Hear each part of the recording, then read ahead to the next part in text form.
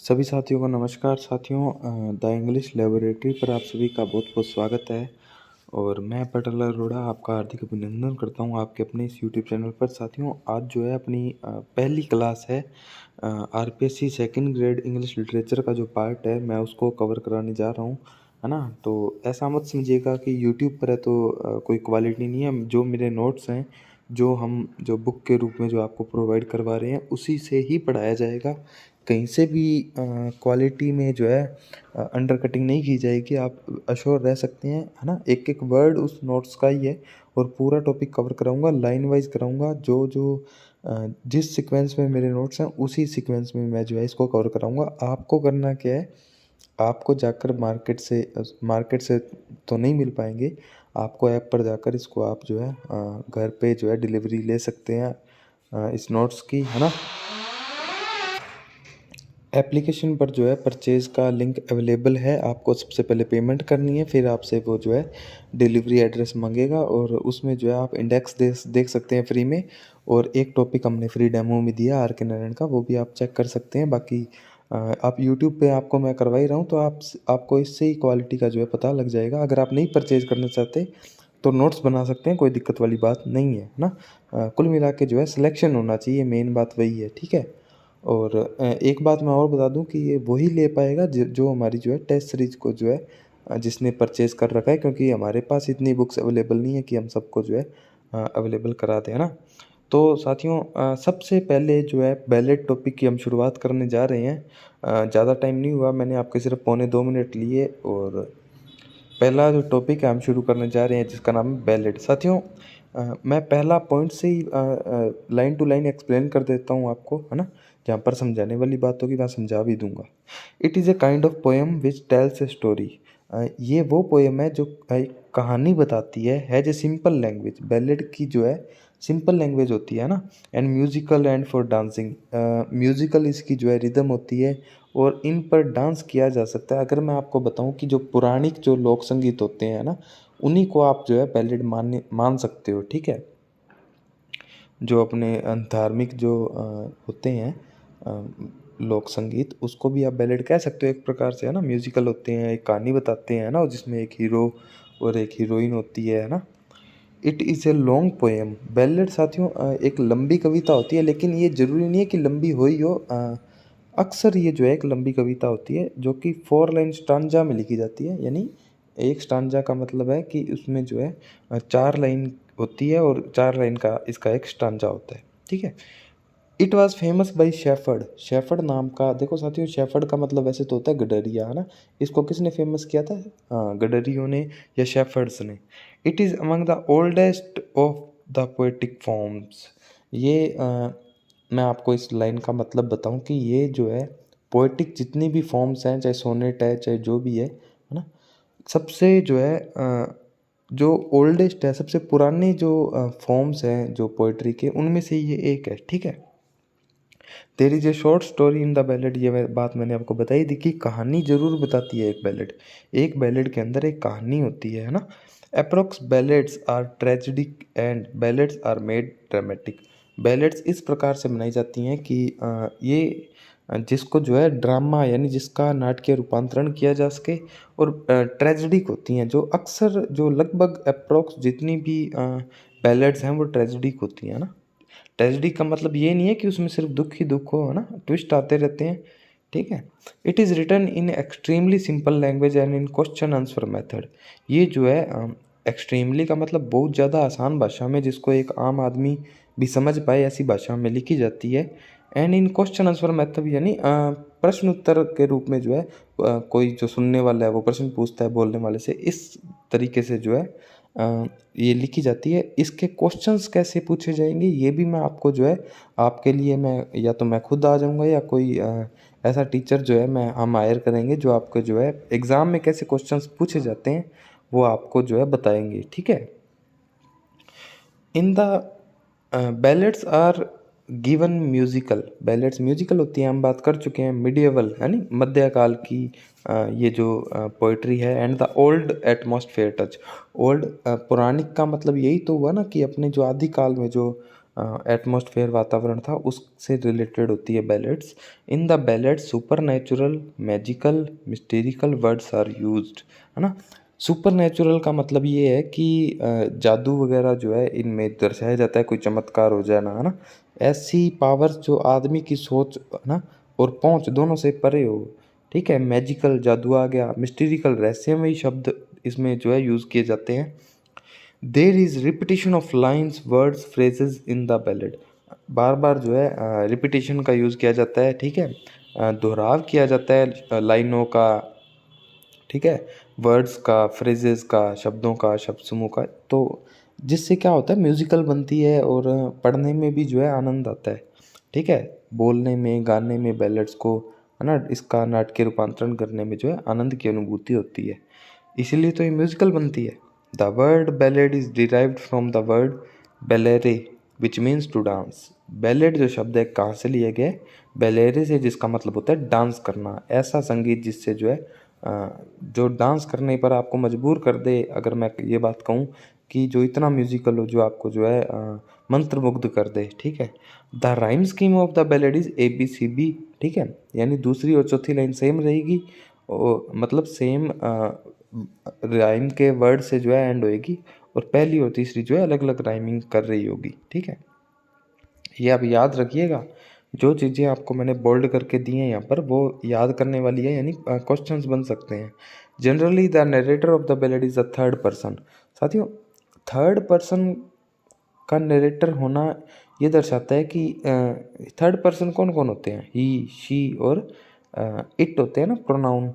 तो ये जो है थर्ड पर्सन में लिखी जाती है। Ballad is written in dialogue and action form. Dialogue, जैसे मैंने आपको पहले भी बताया कि प्रश्न उत्तर पूछे जाते हैं तो डायलॉग के फॉर्म में ही पूछे जाएंगे। ठीक है, एक्शन फॉर्म, है ना। Ballad has bouncy rhythm. Bouncy का मतलब इसमें उतार चढ़ाव आता रहता है, एंड राइमिंग स्कीम, है ना। इसमें बाउंसी रिदम होता है, बहुत ही लय में ये जो बैलेड होती है। और राइम स्कीम तो होती है। राइम स्कीम कौन सी थी? ABCB।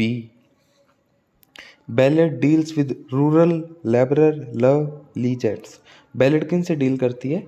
ग्रामीण इलाकों से, मजदूर वर्ग से, ना, प्यार की बातें करती है, और जो महान हमारे योद्धा हुए थे उनकी बातें करती है।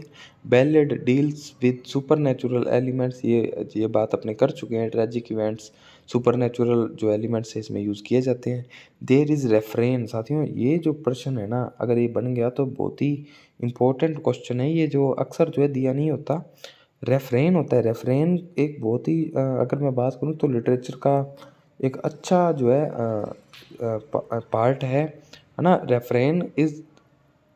Refrain does mean that it is a kind of repetition in the ballads as the chorus songs of today times. आजकल जैसे समूह में जो गाने गाए जाते हैं ना, कोरस का मतलब होता है समूह, है ना। तो उसी प्रकार से जो रेफरेन में ये जो है गाया जाता है, बार बार रिपीटिशंस आते हैं लाइनों के। ठीक है, traditional ballad has common meter which include iambic tetrameter. साथियों, ट्रेडिशनल यानी जो पुराने अपने बैलेड थे उसमें क्या था, कॉमन मीटर होता था। ठीक है, एक मीटर में कितने सिलेबल्स होते हैं वो आपको अभी इसने बता भी दिया है। सॉरी, कितने सिलेबस, हर मीटर के अलग अलग पेंटामीटर है, हेक्सामीटर है, टेट्रामीटर है ना। ये अलग अलग प्रकार के होते हैं, इसको भी अपने समझेंगे। लेकिन फिलहाल जो है अपने बात करेंगे, आयम्बिक टेट्रामीटर होता है, सोनेट में पेंटामीटर होता है ना, अलग अलग फॉर्म्स होती हैं। इसमें टेट्रामीटर में क्या होता है, 8 सिलेबल होते हैं, और विद आयम्बिक ट्राईमीटर, ठीक है, और इसमें जो है 6 सिलेबल भी होते हैं। ठीक है, तो ये जो है बात याद रखने वाली है। समझाने को इस पर जो है अगर आधा घंटा ले लूँ मैं, तो आपको ये सारे मीटर वगैरह मैं सब समझा दूंगा। ज़्यादा इसमें ये देखने में ही मुश्किल लगते हैं, इतने मुश्किल है नहीं। ठीक है, English ballads were famous by Bishop Percy. जो इंग्लिश में जो बैलेड्स आए थे ना, वो किसने फेमस किए थे? बिशप पर्सी ने। ठीक है, ये इम्पोर्टेंट है, याद रखिएगा। एक भी शब्द मैंने फालतू में नहीं लिखा है, और यही हमारे नोट्स की खासियत है। मैं तारीफ़ नहीं कर रहा हूँ, मैं जो है तेज़ बोल रहा हूँ, क्योंकि समय इतना इम्पोर्टेंट है ना।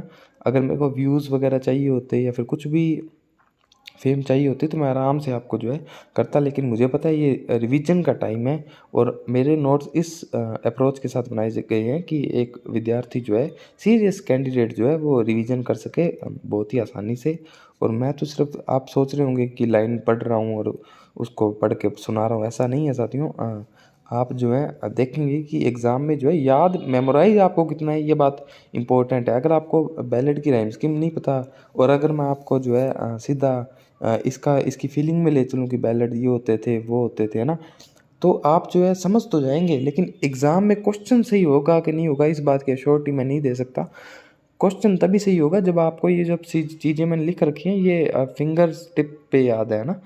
तो 3 प्रकार के जो बैलेड होते हैं, एक पहला फोक बैलेड, दूसरा लिरिकल बैलेड एंड तीसरा मॉडर्न बैलेड।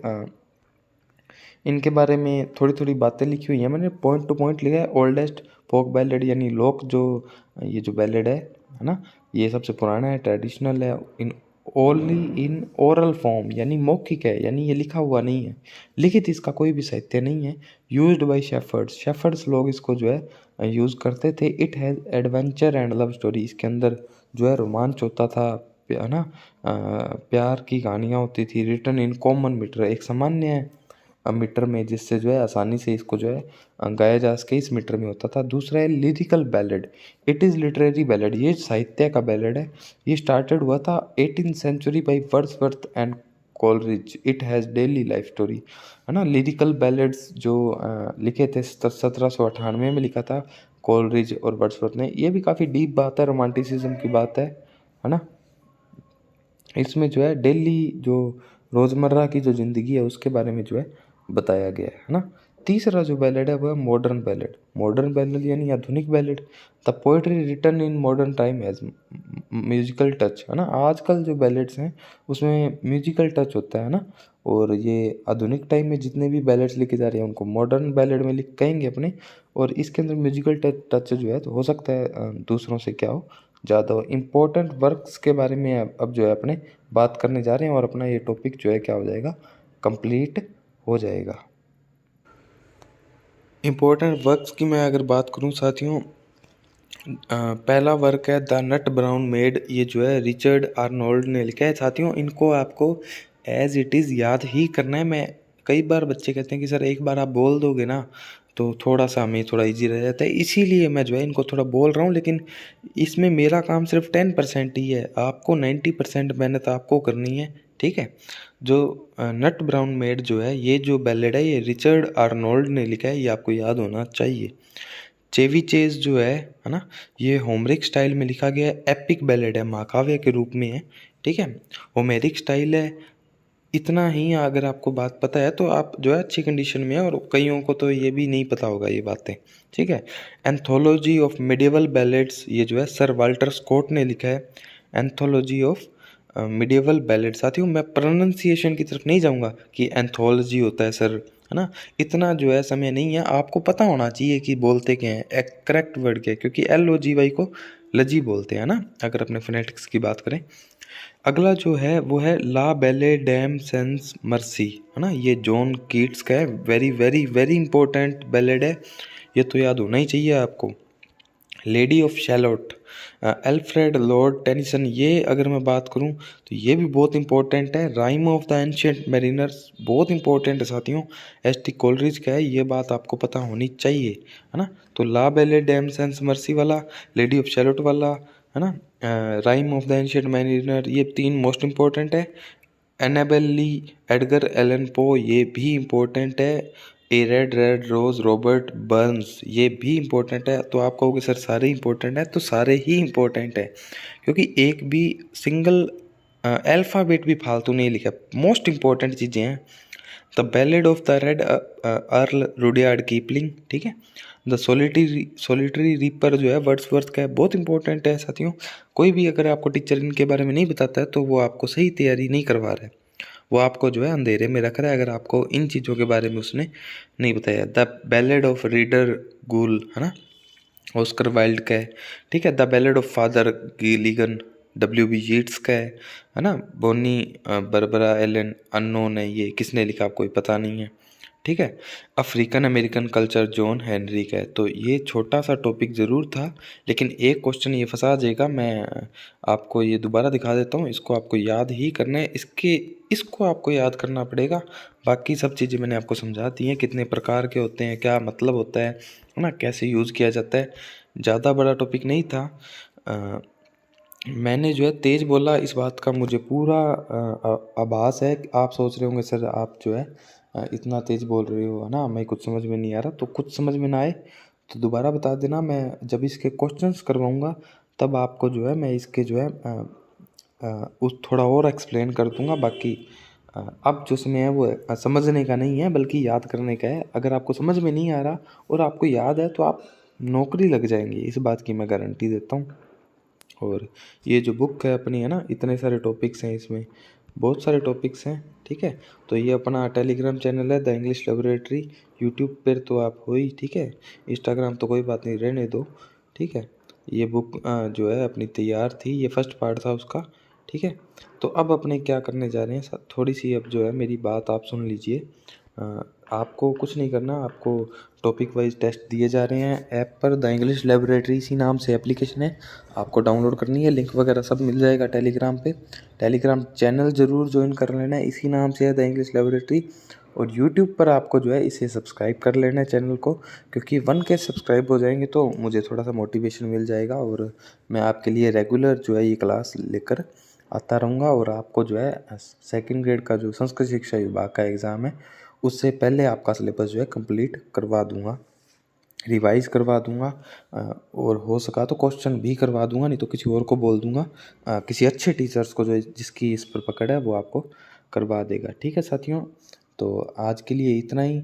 कोई परेशानी हो, कोई दिक्कत हो तो कमेंट सेक्शन में बता देना, मैं रिप्लाई कर दूँगा आपका, चिंता मत कीजिएगा, ठीक है। तो मिलेंगे किसी और नई बात में, किसी नए सेशन के साथ, तब के लिए धन्यवाद। जय हिंद।